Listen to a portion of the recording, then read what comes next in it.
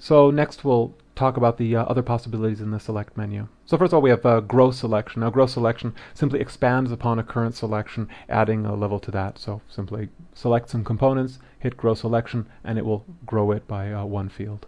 This of course is possible for all component types. If I have some edges selected, hit grow selection, it will now select the surrounding edges as well. And this can be done multiple times.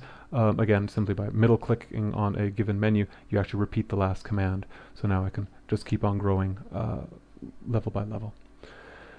So next we have select adjacent. Now select adjacent allows me to select a different component type or the same component type based on the current selection set that I have. So if I wish, I have a edge set selected, for example here, I wish to select the points under that edge set, simply selecting adjacent will allow me to get that point selection set out of that. Very useful.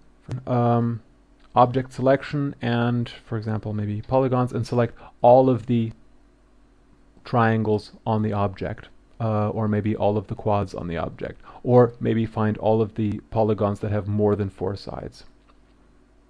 A useful way of finding if you have, for example, invalid geometry for a certain engine or something like that, or for finding where you need to refine your model some more. Next we have various selection filters that select, for example, trees, branches, chains, etc.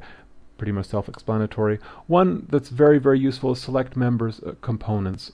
This is especially useful if we have, for example, a cluster. I have this cluster selected, but what I actually want to be selecting maybe is the polygons inside the cluster. That's where this comes in handy. I simply select member components, and it's now selected not the clusters, but the polygons contained in that cluster.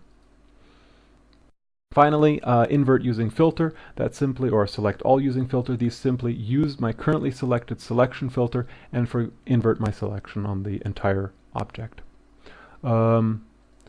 Simply middle clicking, select all does the same, deselect and deselect all using filters are again the same thing. Now the other thing that I can do is I can toggle my selectability for various objects out of this menu.